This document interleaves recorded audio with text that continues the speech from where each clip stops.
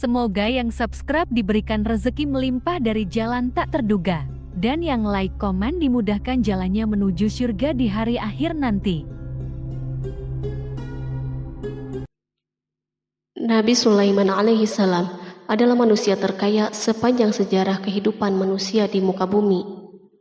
Dalam beberapa kitab suci seperti Al-Quran, Alkitab, dan Injil, Nabi Sulaiman alaihi salam dijelaskan sebagai manusia terkaya yang pernah hidup di muka bumi.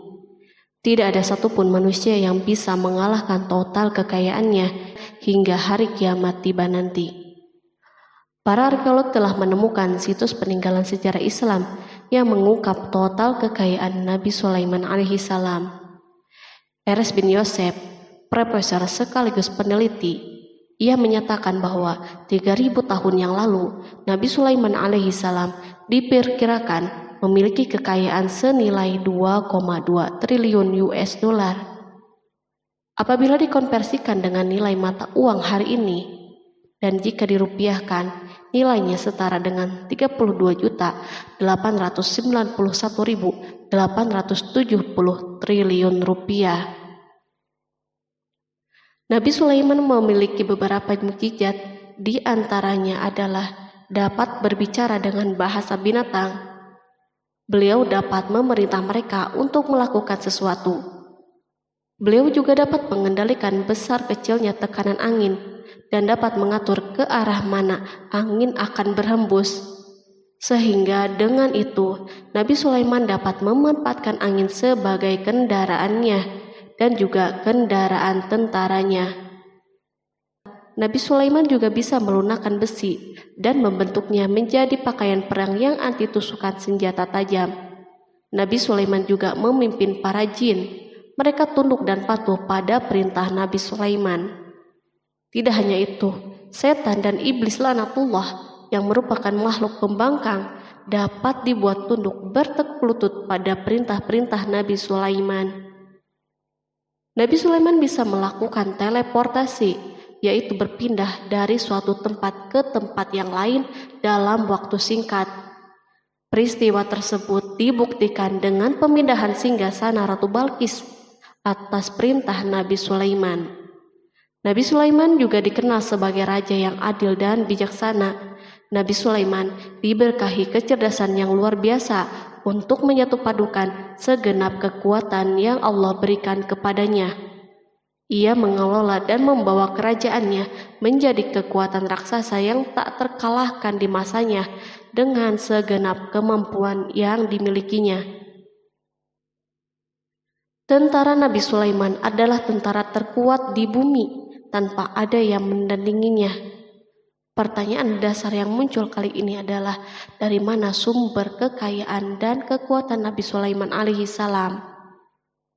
Sebelum saya melanjutkan, mohon bantu channel ini untuk terus berkembang dengan cara subscribe dan nyalakan tanda loncengnya.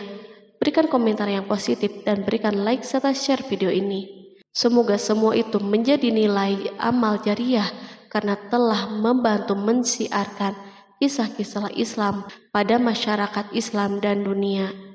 Bismillahirrahmanirrahim. Sungguh kami benar-benar telah menganugerahkan ilmu kepada Daud dan Sulaiman. Keduanya berkata, segala puji bagi Allah yang melebihkan kami dari kebanyakan hamba-hambanya yang mukmin. Sulaiman telah mewarisi Daud dan dia berkata, wahai manusia, kami telah diajari untuk memahami bahasa burung dan kami dianugerahi segala sesuatu. Sesungguhnya semua ini benar-benar karunia yang nyata. Quran Surat An-Naml ayat 15-16.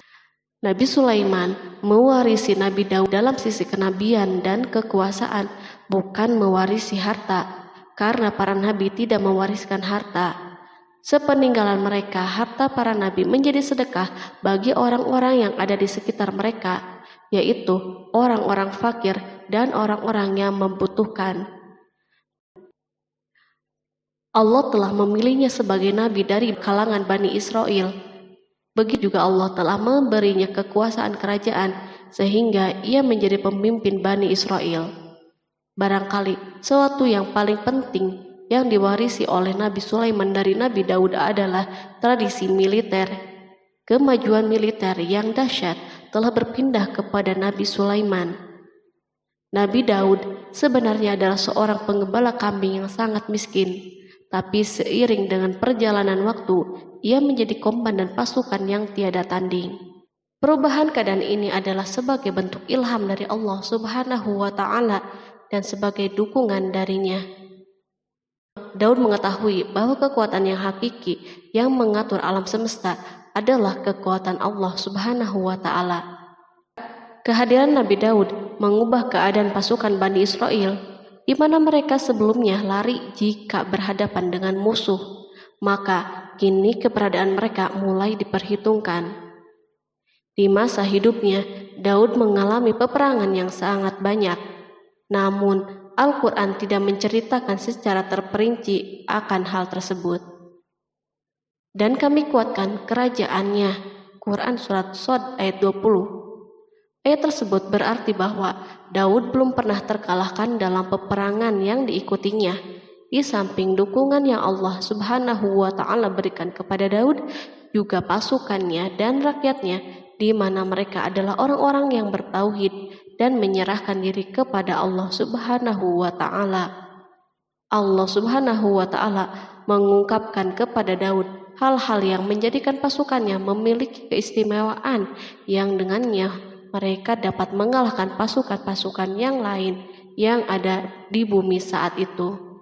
Allah Subhanahu wa Ta'ala berfirman, dan kami telah melunakkan besi untuknya. Quran Surat Saba ayat 10. Sebenarnya baju besi yang dibuat untuk orang-orang yang hendak berperang cukup mengganggu gerakan mereka. Kita bisa membayangkan ketika ada dua orang yang berperang, yang satunya dapat bergerak dengan bebas, sementara yang lain tidak leluasa bergerak. Namun dengan kekuasaan Allah, Nabi Daud dapat melunakkan besi dan dapat membuat darinya baju besi yang ringan. Ini adalah kemajuan penting yang Allah berikan kepada Daud dan tentaranya. Kemajuan ini kini dimiliki oleh Nabi Sulaiman. Demikianlah Sulaiman memiliki pasukan yang dahsyat yang melebihi pasukan manapun di bumi saat itu. Bahkan Allah Subhanahu wa Ta'ala menambah karunia-Nya kepada Nabi Sulaiman. Dan Sulaiman telah mewarisi Daud dan dia berkata, "Hai manusia, kami telah diberi pengertian tentang suara burung dan kami diberi segala sesuatu. Sesungguhnya ini benar-benar suatu karunia yang nyata." Quran Surat An-Naml ayat 16. Pada suatu hari, Nabi Sulaiman menengadahkan tangannya dan berdoa kepada Allah Subhanahu wa Ta'ala. Antara hati Nabi dan Allah tidak ada penghalang, tidak ada jarak, tidak ada sekatan waktu, dan tak ada seorang pun dari para nabi yang berdoa kepada Allah kecuali doanya pasti terkabul. Kejernihan hati ketika mencapai puncak tertentu, maka ia akan menggapai apa saja yang diinginkan di jalan Allah Subhanahu wa Ta'ala.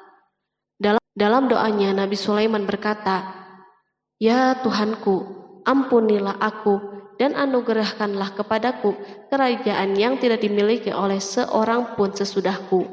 Quran Surat Shad ayat 35. Sulaiman menginginkan dari Allah Subhanahu wa Ta'ala suatu kerajaan yang belum pernah diperoleh oleh siapapun setelahnya. Allah Subhanahu wa Ta'ala mengabulkan doa hambanya Nabi Sulaiman dan memberinya kerajaan tersebut.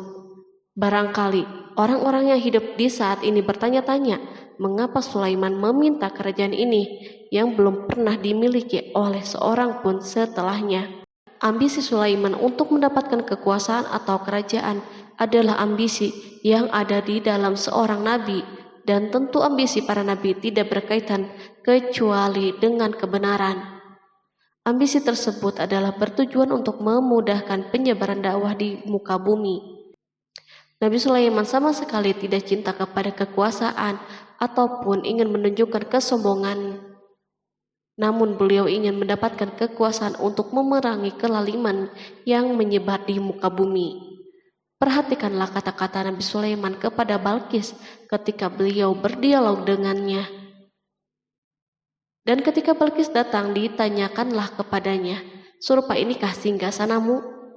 Dia menjawab, "Seakan-akan singgasana ini singgasanaku, kami telah diberi pengetahuan sebelumnya dan kami adalah orang-orang yang berserah diri. Quran Surat An-Naml ayat 42. Demikianlah kata-kata Sulaiman yang bijaksana, kata-kata yang membenarkan permintaannya untuk memiliki kekuasaan dan kekuatan. Sulaiman telah mengerahkan semua kemuliaan dan kekuasaannya dalam rangka menegakkan agama Allah Subhanahu wa Ta'ala dan menyebarkan Islam.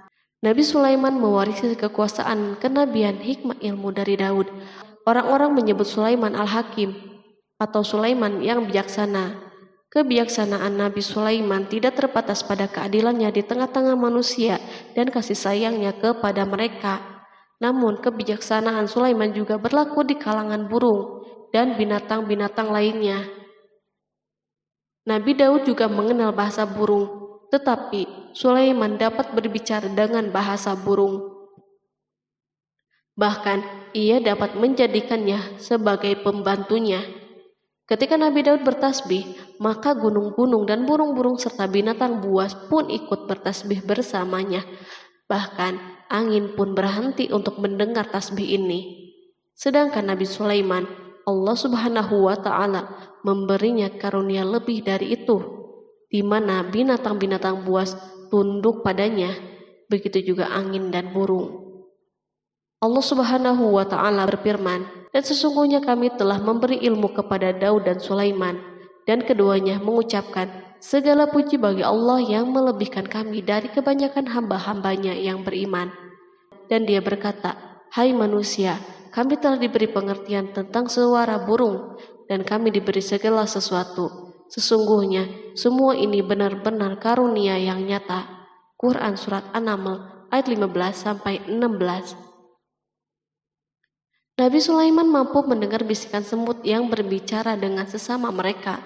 Bahkan ia mampu memerintahkan semut tersebut sehingga semut itu taat kepada perintahnya. Pasukan Nabi Sulaiman memiliki kekuatan yang sangat dahsyat di dunia. Belum pernah ada di dunia suatu pasukan yang memiliki kekuatan seperti ini. Kekuatan Nabi Sulaiman berasal dari beberapa kombinasi yang sangat mengagumkan, sehingga karenanya ia tidak dapat tertandingi. Kekuatan itu terdiri dari manusia, jin, dan burung.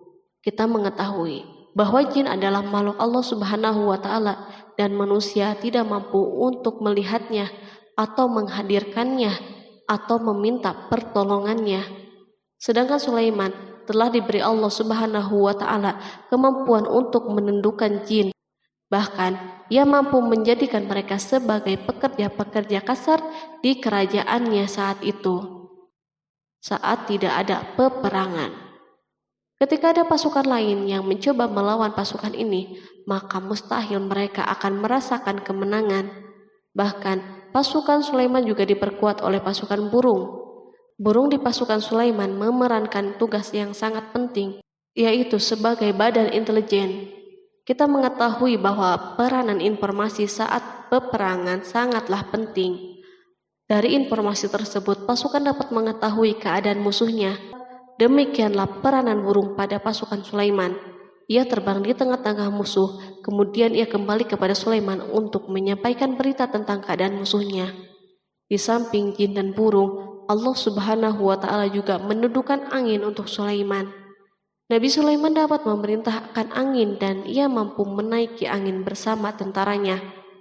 Pasukan Sulaiman juga terdiri dari pasukan udara pada saat di mana tak seorang pun memimpikan untuk terbang di udara.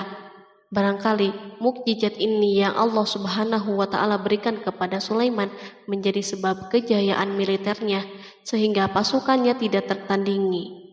Allah Subhanahu wa Ta'ala berfirman, dan dihimpunkan kepada Sulaiman tentaranya dari jin, manusia, dan burung, lalu mereka diatur dengan tertib dalam barisan. Quran Surat An-Naml ayat 17. Kemudian kami tundukkan kepada angin yang berhembus dengan baik menurut kemana saja yang dikehendakinya. Dan kami tundukkan pula kepadanya setan-setan, semuanya ahli bangunan dan penyelam, dan setan yang lain yang terikat dalam belenggu. Inilah anugerah kami, maka berikanlah kepada orang lain atau tahanlah untuk dirimu sendiri dengan tiada pertanggungan jawab. dan sesungguhnya dia mempunyai kedudukan yang dekat pada sisi kami dan tempat kembali yang baik. Quran Surat Shad ayat 30-40.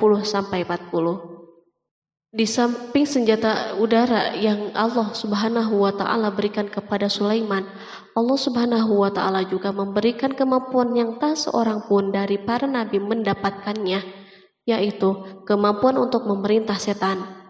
Setan adalah salah satu bagian dari jin. Ia adalah kelompok yang celaka dari bangsa jin. Kelompok ini sebenarnya tidak mampu dikuasai oleh manusia. Bahkan jin soleh pun tidak dapat mengatur mereka. Adapun Sulaiman, Allah Subhanahu wa Ta'ala memberinya kekuasaan untuk menundukkan setan dan mempekerjakannya, bahkan mengikatnya dengan rantai serta menghukumnya jika menentang perintahnya. Setan membangun untuk Sulaiman istana dan patung-patung dan alat-alat perang. Bahkan setan-setan itu menyelam di dasar lautan untuk mengeluarkan permata dan yakut untuk Sulaiman. Jika ada di antara setan yang menentang perintahnya, maka Nabi Sulaiman mengikatnya dengan rantai. Ini semua menunjukkan kekayaan Sulaiman dan kekuasaannya, di mana ia mampu mengatur banyak makhluk di dunia. Tentu kemampuan itu atas izin Allah sebagai mukjizat darinya. Allah Subhanahu wa Ta'ala berfirman, dan sebagian dari jin ada yang bekerja di hadapannya di bawah kekuasaannya dengan izin Tuhannya, dan siapa yang menyimpang di antara mereka dari perintah kami, maka kami rasakan kepadanya azab neraka yang apinya menyala-nyala. Para jin itu membuat untuk Sulaiman apa yang dikehendakinya dari gedung-gedung yang tinggi, patung-patung, dan piring-piring yang besarnya seperti kolam dan periuk yang tetap berada di atas tungku. Quran Surat Saba ayat 12. Nabi Sulaiman yang bijaksana adalah penguasa yang tak tertandingi di muka bumi. Meskipun memperoleh nikmat yang khusus dan agung ini yang Allah Subhanahu wa Ta'ala berikan kepada Nabi Sulaiman, beliau tetap menunjukkan sebagai manusia yang paling banyak berzikir kepadanya dan manusia yang paling banyak bersyukur di zamannya. Allah Subhanahu wa Ta'ala berfirman tentang Sulaiman, Sulaiman sebaik-baik hamba, sesungguhnya dia amat taat kepada Tuhannya. Quran Surat Shad ayat 30. Nabi Sulaiman selalu mendirikan sholat, puasa, tasbih, dan mengungkapkan rasa cinta yang dalam. Hamba yang kembali adalah hamba yang menuju Allah Subhanahu wa Ta'ala. Waktu sholat bagi Sulaiman adalah waktu yang sangat penting, sehingga ketika datang waktu itu, maka beliau tidak bisa disibukkan dengan hal yang lain. Sulaiman mengetahui penyakit kuda dan ia mampu berbicara dengan bahasa kuda. Bahkan kuda itu pun mentaati perintah Nabi Sulaiman. Allah Subhanahu wa Ta'ala juga memberikan kenikmatan lain atas Sulaiman. Allah Subhanahu wa Ta'ala berfirman, dan kami alirkan cairan tembaga baginya. Quran Surat Saba ayat 12. Al-Kihtir adalah tembaga yang dicairkan. Sebagaimana Allah Subhanahu wa Ta'ala memberikan nikmat atas ayahnya Daud di mana ia mampu melunakkan besi, dan Allah Subhanahu wa Ta'ala mengajarinya bagaimana cara mencairkannya, maka Sulaiman pun memanfaatkan tembaga yang cair untuk peperangan dan di saat perdamaian. Pada saat peperangan, beliau mencampur tembaga dengan besi dan membuat darinya perunggu. Mereka menggunakan senjata-senjata perunggu dalam peperangan seperti pedang, baju besi, dan pisau. Senjata-senjata ini adalah senjata yang paling kuat di saat itu. Sedangkan di saat perdamaian, tembaga digunakan untuk membuat bangunan, patung, dan sebagainya. Meskipun Nabi Sulaiman mendapatkan nikmat yang besar dan karunia yang khusus, Allah Subhanahu wa Ta'ala mengujinya dengan suatu ujian yang akan selalu datang pada seorang hamba. Ketika hamba itu mendapatkan kedudukan yang besar, maka ujiannya pun menjadi besar. Allah Subhanahu wa Ta'ala menguji Sulaiman dengan penyakit. Allah Subhanahu wa Ta'ala berfirman, dan sesungguhnya kami telah menguji Sulaiman dan kami jadikan dia tergeletak di atas kursinya sebagai tubuh yang lemah karena sakit. Kemudian ia bertaubat. Ia berkata, Ya Tuhanku, ampunilah aku, anugerahkanlah kerajaan yang tidak dimiliki oleh seorang pun sesudahku. Sesungguhnya Engkaulah yang Maha Pemberi. Kemudian kami tundukkan kepadanya angin yang berhembus dengan baik menurut kemana saja yang ia kehendaki. Dan kami tundukkan pula kepadanya setan-setan, semuanya ahli bangunan dan penyelam. Quran Surat Shod ayat 34-37.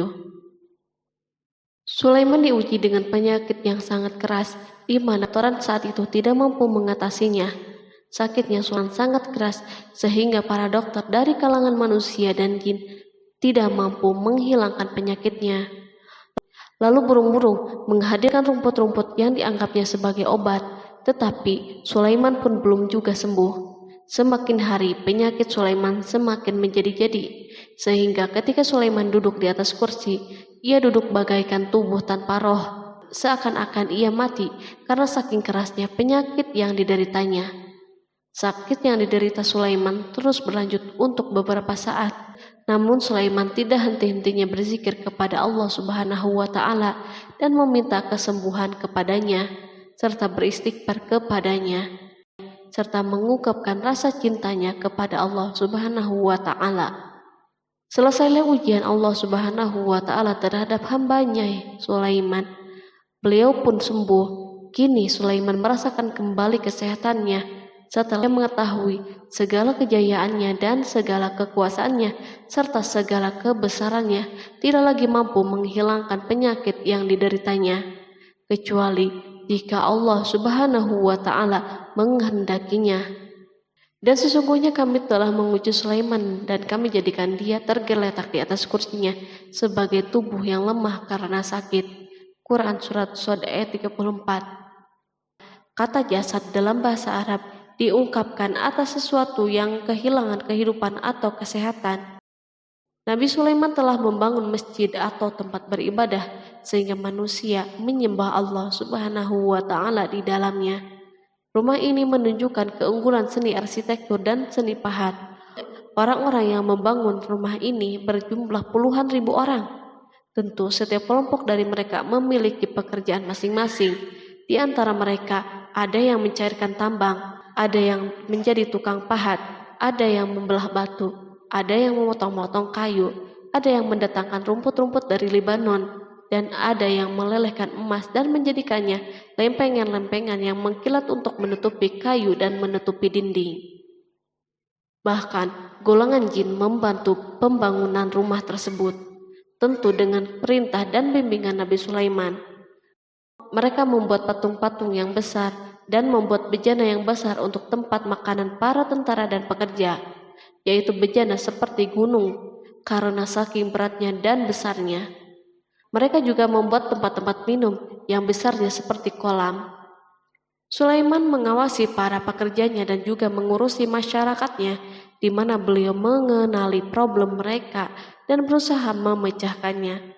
Beliau juga mengawasi pasukannya dari kalangan binatang dan burung. Beliau mengetahui apakah ada satu dari mereka yang tidak hadir, kemana ia pergi, serta mengapa ia pergi. Nabi Sulaiman bukan hanya mengetahui problem tentaranya dari kalangan manusia dan tentaranya dari kalangan burung, namun ia juga menunjukkan kasih sayangnya terhadap semut, di mana beliau mendengar bisikannya dan tidak suka untuk menginjaknya. Pada suatu hari, ia berjalan di depan tentaranya dan tiba-tiba ia mendengar suara semut yang berkata kepada teman-temannya dari kalangan semut. Hingga apabila mereka sampai di lembah semut, berkatalah seekor semut, "Masuklah ke dalam sarang-sarangmu agar kamu tidak terinjak oleh Sulaiman dan tentaranya." Sedangkan mereka tidak menyadari. Maka dia tersenyum karena mendengar perkataan semut itu, dan ia berdoa, "Ya Tuhanku, berilah aku ilham untuk tetap mensyukuri nikmat-Mu yang telah Engkau anugerahkan kepadaku dan kepada kedua orang ibu dan bapakku, dan untuk mengerjakan amal soleh yang Engkau ridhoi, dan masukkanlah aku dengan rahmat-Mu ke dalam golongan hamba-hamba-Mu yang soleh." Quran Surat An-Naml ayat 18-19. Sulaiman mendengarkan pembicaraan semut itu, lalu beliau tersenyum karena mendengar pembicaraannya. Apa yang dibayangkan oleh semut kecil itu?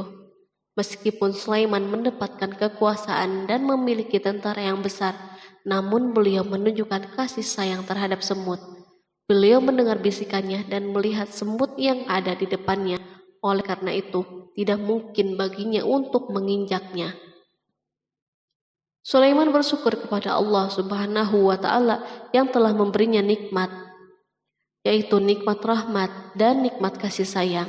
Di samping itu, Sulaiman orang yang paling kaya di dunia, di mana istananya terbuat dari kayu-kayu gaharu yang memiliki bau yang harum, dan istananya terbuat dari emas dan terkadang dari kristal. Beliau juga memiliki kursi besar yang dibuat dari emas dan permata. Istana Sulaiman merupakan istana yang paling besar di dunia. Sulaiman menggunakan pakaian dari emas dan permata. Meskipun demikian, Sulaiman tetap menunjukkan sebagai hamba yang berserah diri dan rendah diri kepada Allah Subhanahu wa Ta'ala dan kepada manusia. Nabi Sulaiman yang merendahkan dirinya di hadapan Allah, dan ia selalu sujud kepada Allah sebagaimana ayahnya yang selalu bertasbih kepada Allah. Sulaiman selalu melantunkan lagu-lagu cinta ilahi dan hanya memuji Allah Subhanahu wa Ta'ala. Pada suatu hari, Nabi Sulaiman mengeluarkan perintahnya kepada pasukan untuk bersiap-siap. Sulaiman keluar memeriksa pasukannya satu demi satu. Pasukannya diteliti. Kelompok yang pertama adalah kelompok manusia. Sulaiman memerintahkan kesiapan mereka, lalu Sulaiman mengeluarkan perintah-perintahnya. Kemudian Sulaiman memerintah kelompok jin dan menyampaikan perintah-perintahnya. Beliau memenjarakan jin yang tampak bermalas-malasan saat bekerja. Lalu ia memeriksa binatang dan berkata pada mereka, apakah mereka sudah makan dengan baik dan tidur dengan nyenyak? Apakah ada yang mengadu kepadanya, misal karena penyediaan makanan yang tidak layak? Apakah di sana ada yang sakit dan sebagainya? Ketika Sulaiman merasa puas dengan semuanya, Sulaiman memasuki tenda tempat berkumpulnya burung. Belum lama, Sulaiman memasuki tenda tersebut dan mengamati keadaan di sekitarnya, sehingga ia mengetahui burung yang tidak hadir yaitu hudhud. Dan dia memeriksa burung-burung lalu berkata, mengapa aku lihat hudhud? Quran Surat An-Naml ayat 20. Burung-burung yang lain tampak terdiam sebagai tanda penghormatan dan akan mendengarkan apa yang akan dikatakan pemimpin mereka Sulaiman. Beliau mengarahkan pandangannya kepada semua burung dan tidak menemukan hudhud di antara mereka. Tak seekor burung pun yang mengetahui keberadaannya. Sulaiman mulai menampakkan kemarahannya. Apakah dia termasuk yang tidak hadir? Quran Surat An-Naml ayat 20. Tiba-tiba seekor burung kecil memberanikan diri untuk berkata kepada Sulaiman, wahai Nabi yang mulia, seharusnya hudhud ada bersamaku kemarin untuk melaksanakan tugas penyelidikan.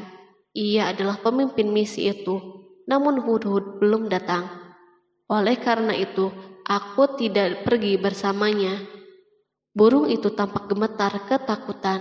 Sulaiman mengetahui bahwa hudhud tidak hadir dan tak seorang pun mengetahui kepergiannya. Hudhud pergi tanpa terlebih dahulu meminta izin kepada Sulaiman dan tidak memberitahu di mana keberadaannya.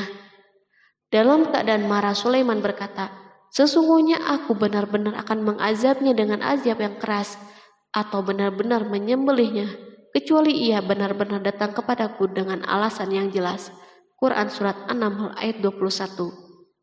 Kawanan burung mengetahui bahwa Sulaiman sedang marah dan telah menetapkan untuk menyembelihnya atau justru memaafkannya dengan syarat ia datang dengan membawa alasan yang dapat menyelamatkannya.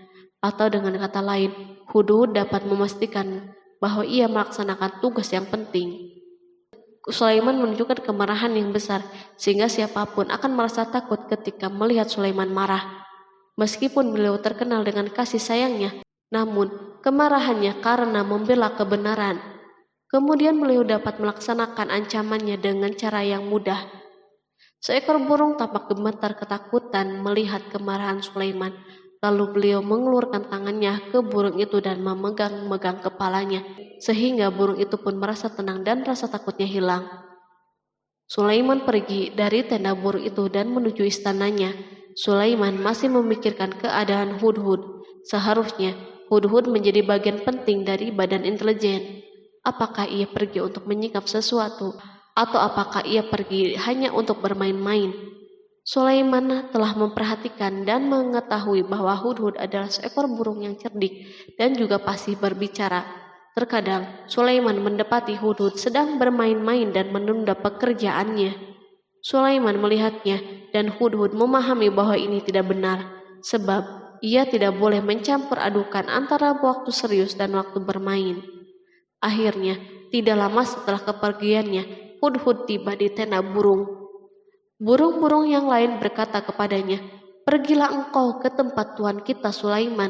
Jika ia mengetahui bahwa engkau telah sampai, maka jiwamu benar-benar terancam." Hudhud terbang dan menemui Sulaiman.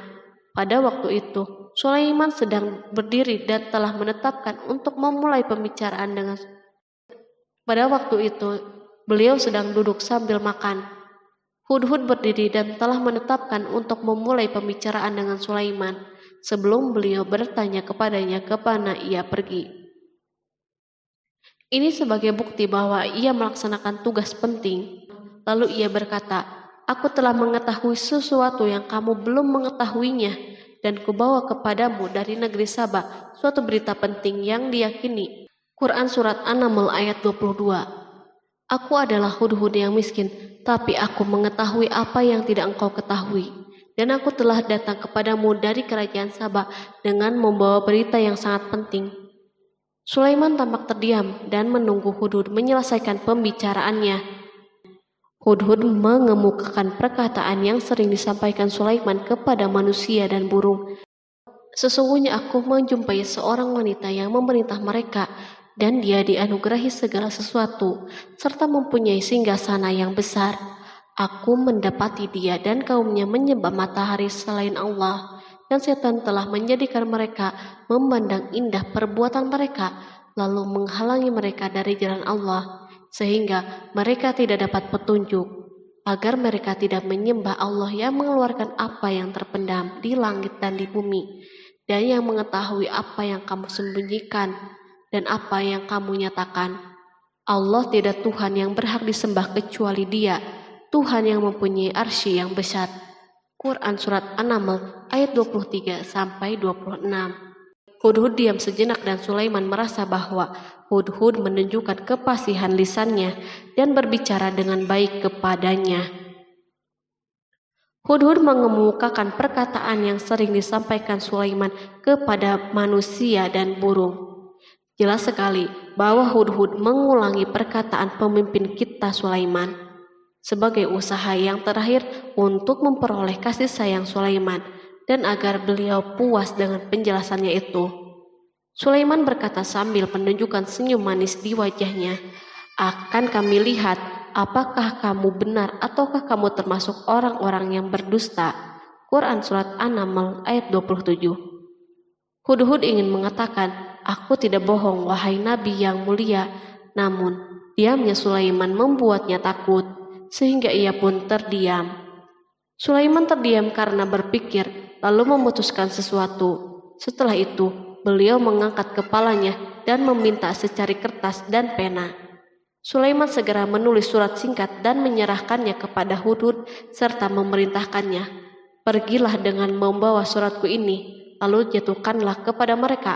Kemudian berpalinglah dari mereka, lalu perhatikanlah apa yang mereka bicarakan." Quran Surat An-Naml ayat 28. Al-Quran langsung menyebut keadaan kerajaan Balqis yang saat itu sedang membaca surat tersebut di depan para pembesar kerajaannya dan para menterinya. Berkata ia Balqis, "Hai pembesar-pembesar, sesungguhnya telah dijatuhkan kepadaku sebuah surat yang mulia.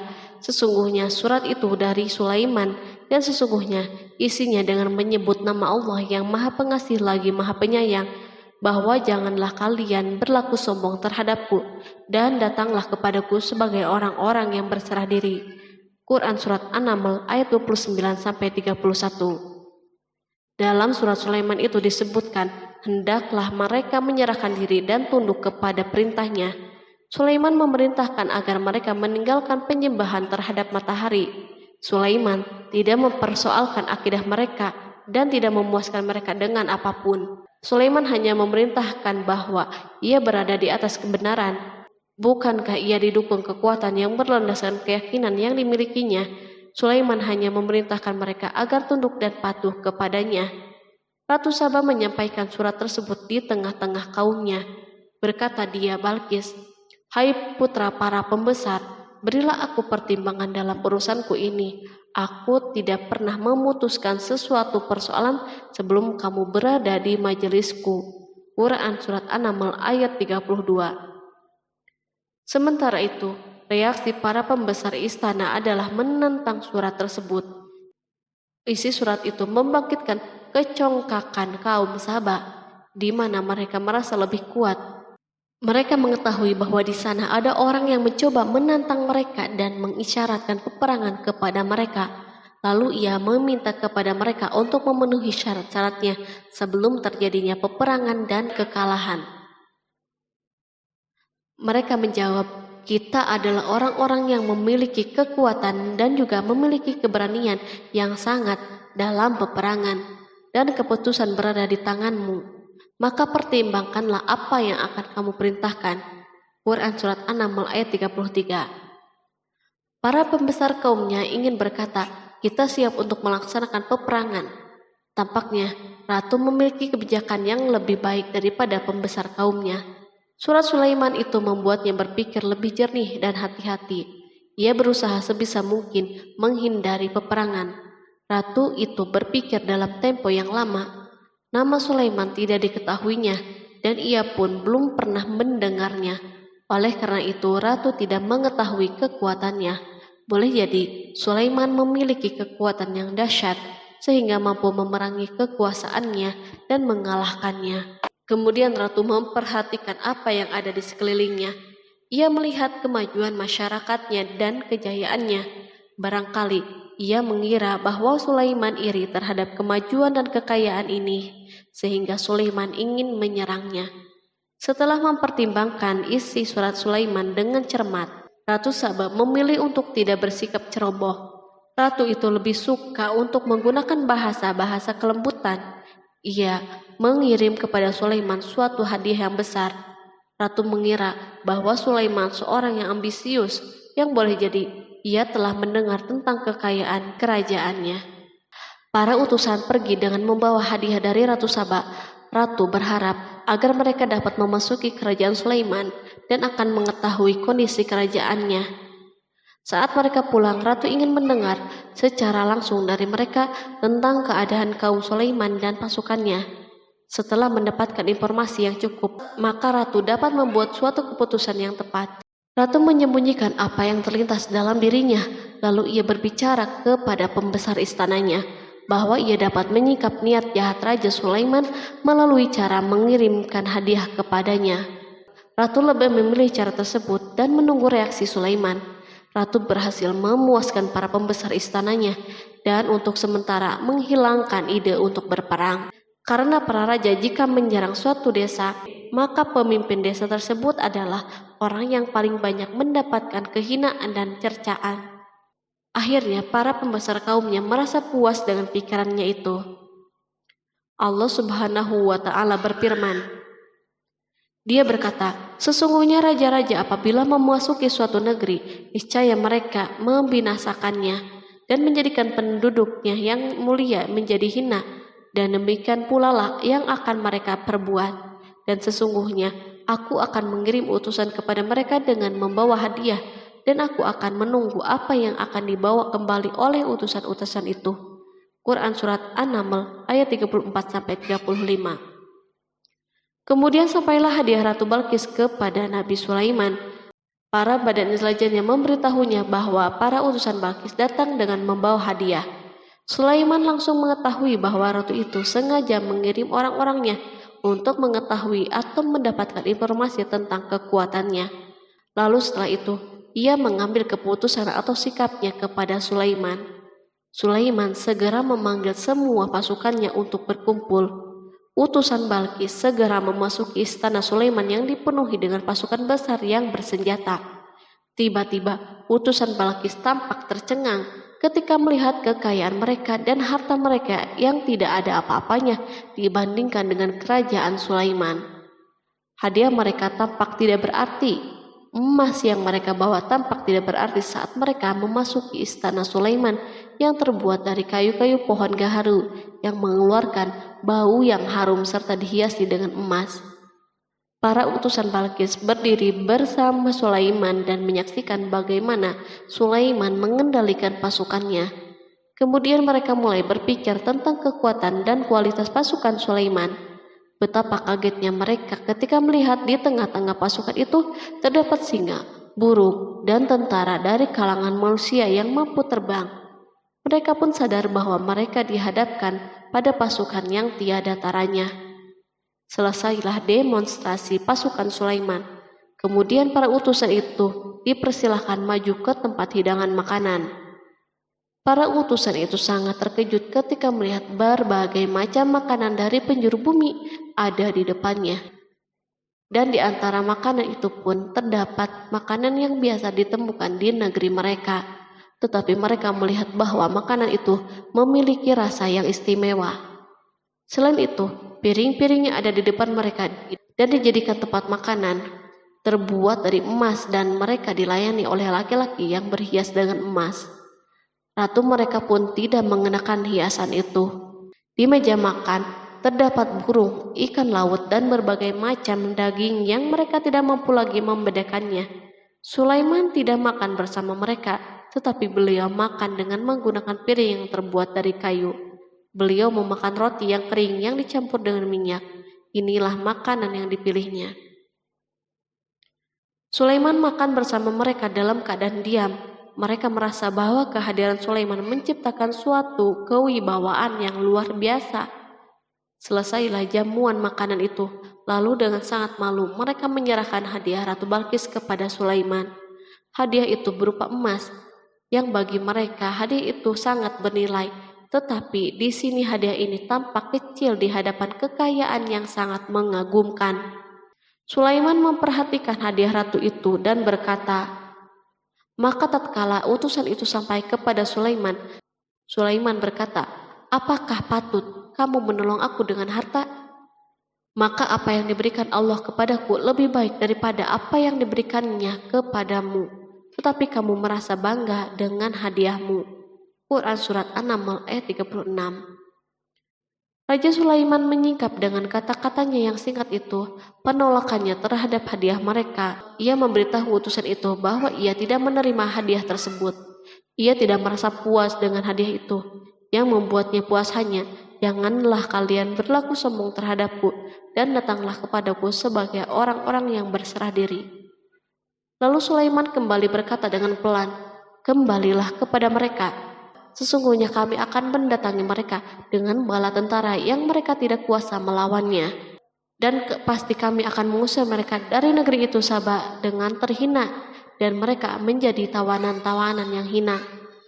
Quran Surat An-Naml ayat 37.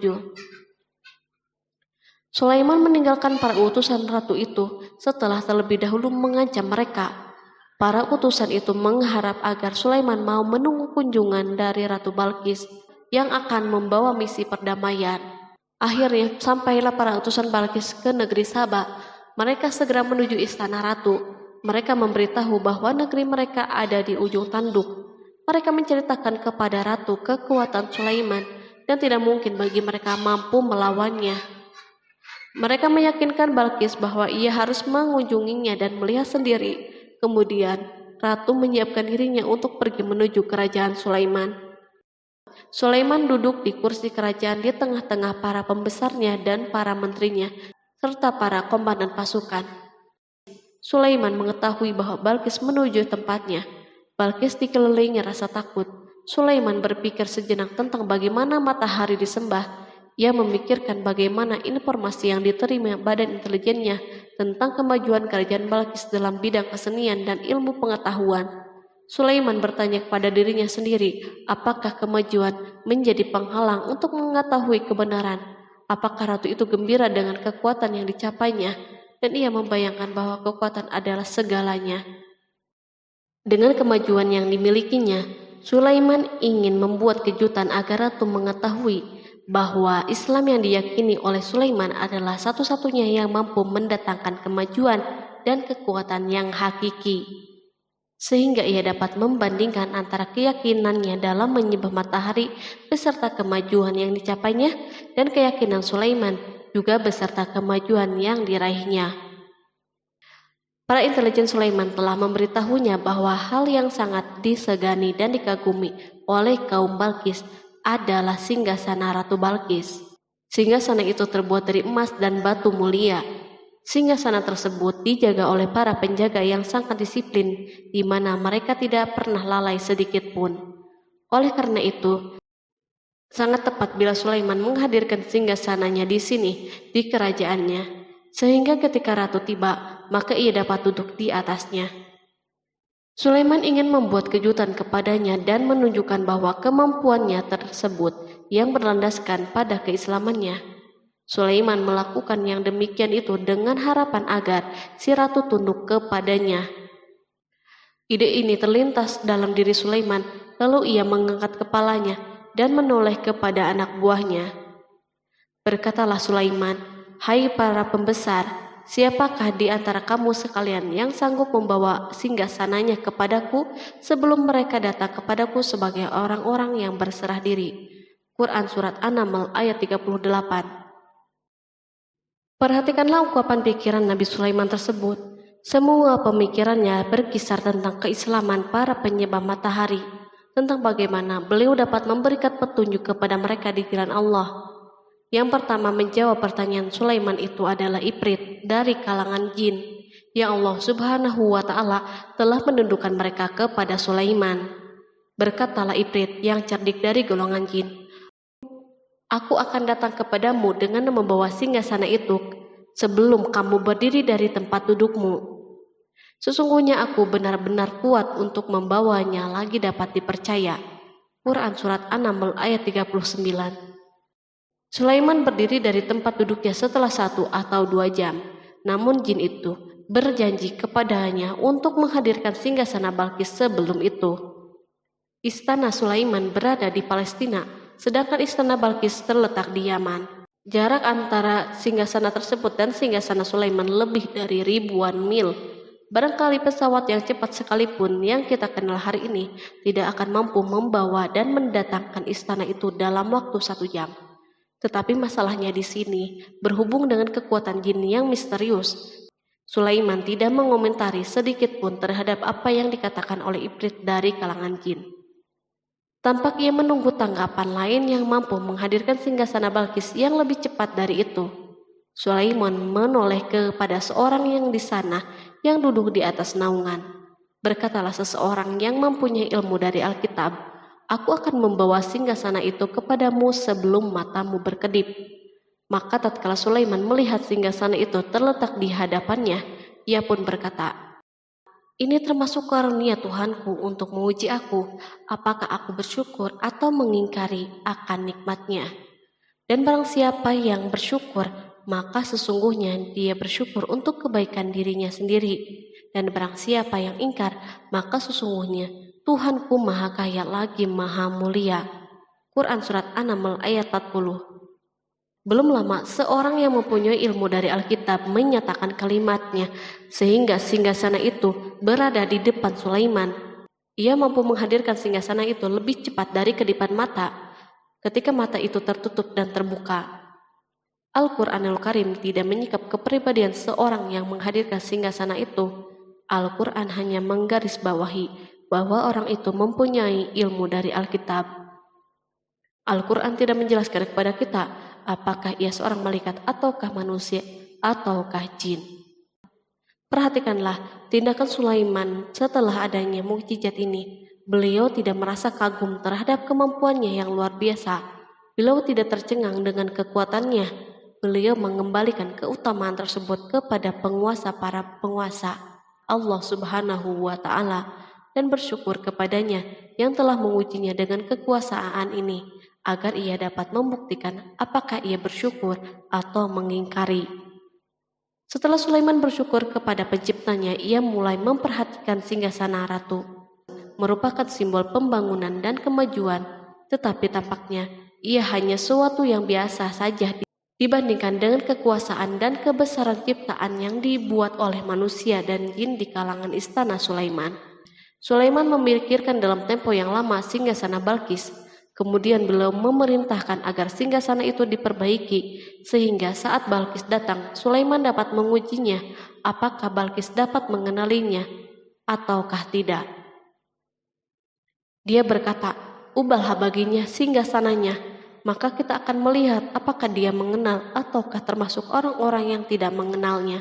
Quran Surat An-Naml ayat 41. Sulaiman memerintahkan agar dibangun istana yang akan digunakan untuk menyambut Balkis.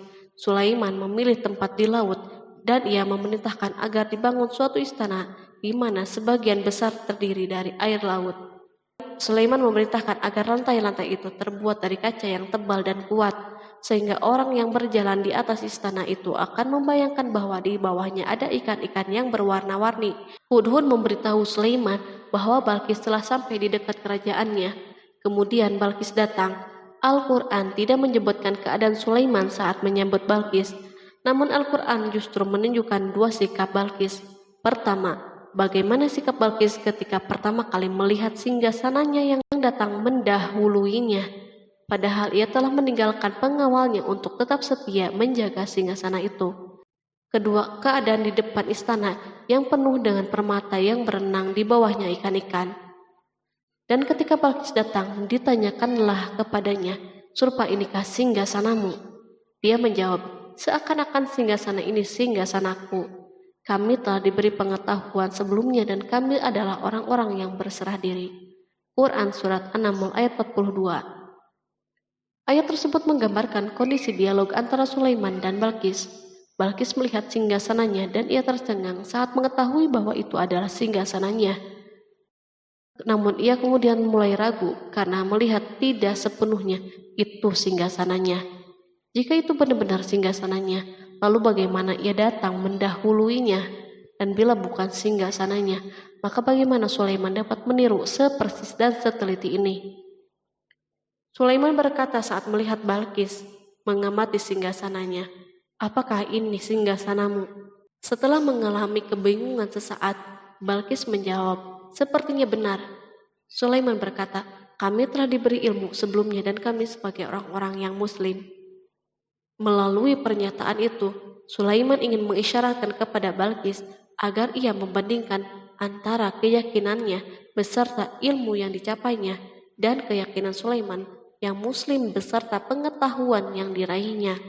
Penyembahan terhadap matahari dan pencapaian ilmu yang dicapai oleh Balkis tampak tidak ada apa-apanya dibandingkan dengan ilmu Sulaiman dan keislamannya. Sulaiman telah mendahulinya dalam bidang ilmu karena keislamannya. Karena itu sangat mudah baginya untuk mengungguli Balkis dalam ilmu-ilmu yang lain. Demikianlah yang diisyaratkan pernyataan Sulaiman kepada Balkis. Ratu Saba itu mengetahui bahwa ini adalah singgasananya, di mana singgasana itu datang lebih dahulu daripada dirinya. Beberapa bagian darinya telah diubah saat Balkis masih berjalan menuju tempat Sulaiman. Ia berpikir kemampuan apa yang dimiliki oleh Nabi Sulaiman. Balkis tercengang melihat apa yang disaksikannya yang merupakan buah dari keimanan Sulaiman dan hubungannya dengan Allah Subhanahu wa Ta'ala.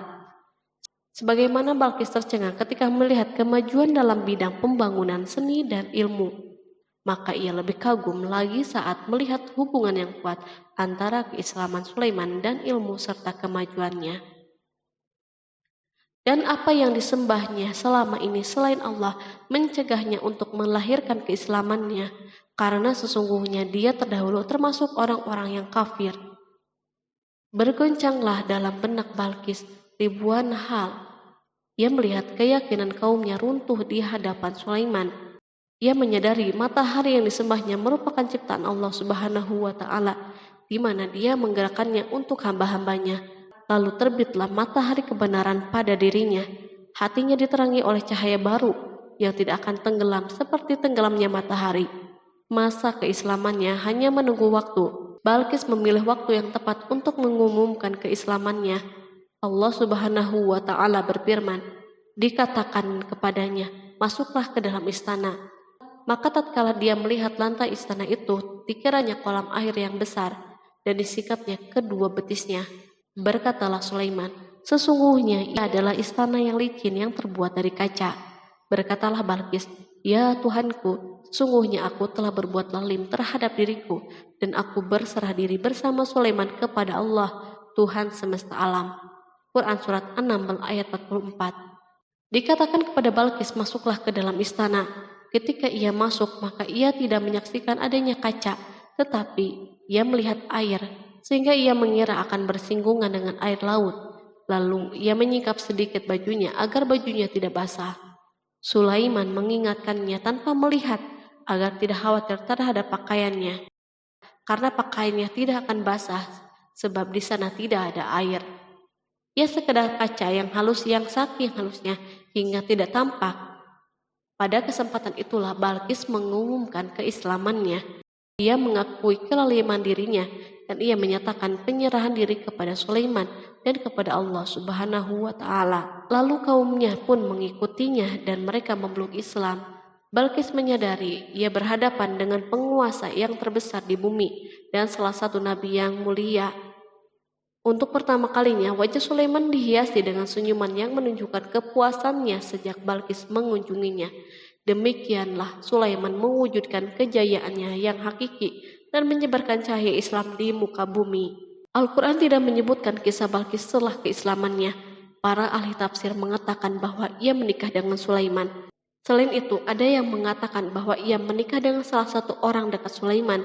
Ada juga yang mengatakan bahwa sebagian Raja Habasyah adalah keturunan dari buah perkawinan ini. Sulaiman hidup di tengah-tengah kejayaan dan kemuliaan di muka bumi.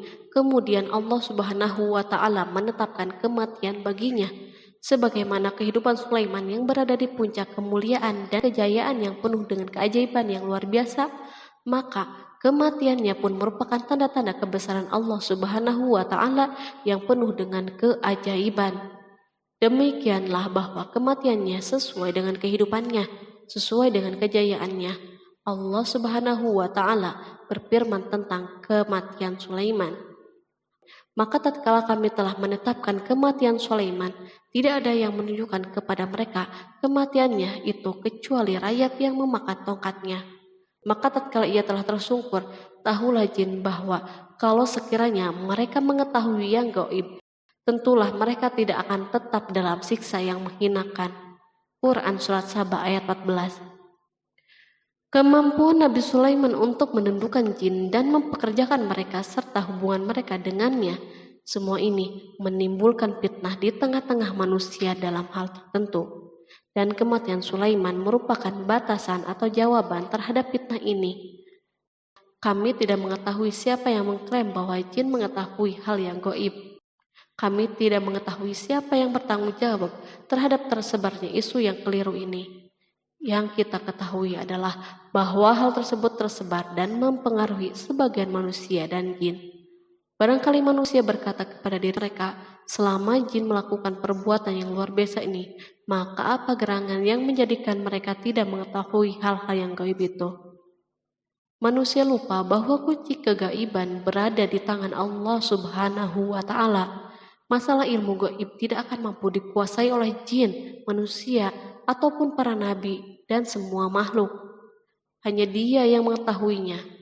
Allah Subhanahu wa Ta'ala merencanakan bahwa kematian Sulaiman pun bertujuan untuk menghancurkan pemikiran ini, yaitu pemikiran bahwa jin mengetahui hal yang gaib. Jin bekerja untuk Nabi Sulaiman selama beliau hidup, dan tatkala beliau meninggal, maka tugas mereka menjadi bebas. Nabi Sulaiman meninggal tanpa diketahui oleh jin, sehingga mereka tetap bekerja untuknya. Mereka tetap kepada Sulaiman. Seandainya mereka mengetahui hal yang gaib, niscaya mereka tidak akan meneruskan pekerjaan mereka. Pada suatu hari Sulaiman memasuki mihrabnya untuk itikaf, ibadah dan sholat. Tak seorang pun berani mengganggu khalwat di mihrabnya. Mihrab Sulaiman terletak di puncak gunung dan dindingnya terbuat dari permata. Pada suatu hari, Sulaiman duduk bersandar pada tongkatnya dan ia tampak tenggelam dalam tafakur. Beliau berzikir kepada Allah hingga rasa kantuk menguasainya. Lalu setelah itu malaikat maut menemuinya di mihrabnya. Sulaiman pun meninggal. Beliau bersandar kepada tongkatnya. Jin melihatnya dan mengira bahwa beliau sedang sholat. sehingga mereka pun tetap melanjutkan pekerjaannya.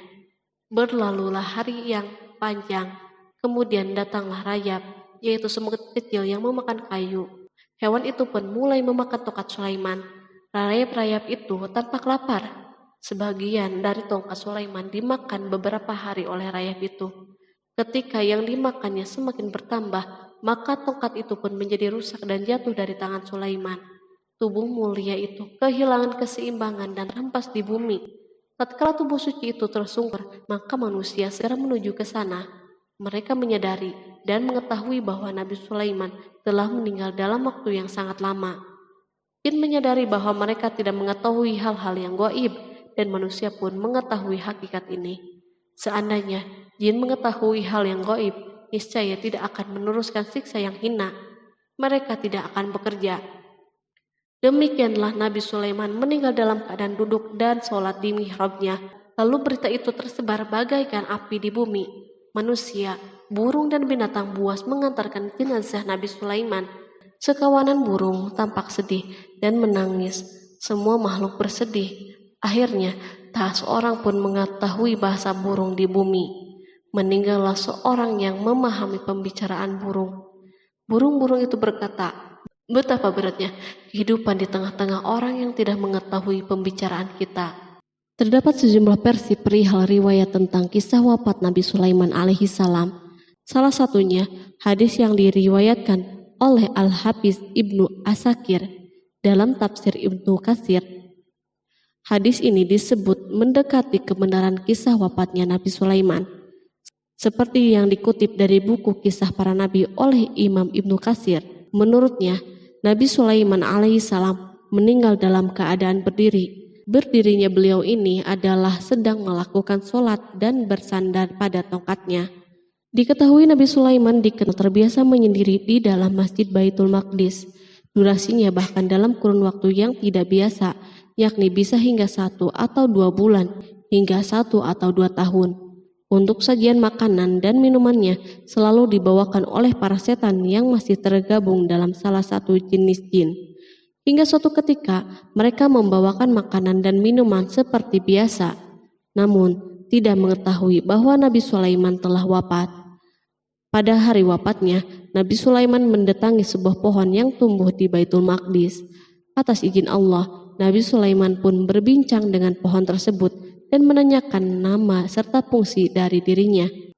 Pohon ini bernama Kharubah. Nabi Sulaiman pun bertanya padanya, "Apakah kegunaanmu?" Pohon Kharubah ini pun menjawab, "Aku tumbuh untuk meruntuhkan masjid ini." Lalu Nabi Sulaiman pun berkata, "Allah tidak mungkin meruntuhkan masjid ini selama aku masih hidup. Itu artinya kamu tumbuh untuk mengabarkan kematianku." Lalu Nabi Sulaiman pun mencabut pohon tersebut dan menanamnya di dinding miliknya. Setelah itu, Nabi Sulaiman masuk ke dalam mihrab dan melakukan sholat dengan bersandar pada tongkatnya. Sejumlah sumber juga mengatakan tongkat tersebut berasal dari pohon Kharubah yang sempat dicabutnya sebelumnya. Kemudian Nabi Sulaiman pun menemui ajalnya hingga tidak diketahui oleh setan yang bekerja untuknya sekalipun. Kisah ini diceritakan dalam firman Allah melalui surat Saba ayat 14. Kalangan jin dan setan pun mulai mengetahui kabar kematian Nabi Sulaiman setelah rayap memakan tongkat sebagai penopangnya hingga rapuh. Nabi Sulaiman meninggal berdiri dan bersandar pada tongkatnya. Matanya dalam keadaan terbuka dan fisiknya tidak berubah bentuk. Bahkan tidak ada bau yang muncul dari jenazah tersebut. Ternyata peristiwa wafat ini merupakan jawaban dari doa Nabi Sulaiman alaihissalam sendiri. Ia pernah memohon pada Allah Subhanahu wa Ta'ala agar kematiannya dapat dijadikan pembelajaran bagi umat manusia, bahwa para jin sekalipun tidak mengetahui hal yang gaib. Bahkan mereka pun tidak mengetahui kapan mereka akan menemui ajal dan mendapatkan rezeki. Untuk itu, kisah Nabi Sulaiman yang meninggal dalam keadaan berdiri ini diharapkan menjadi pesan agar manusia tidak menjadikan setan, iblis, atau bangsa jin sebagai tempat menyembah atau teman mereka. Wallahu a'lam bishawab.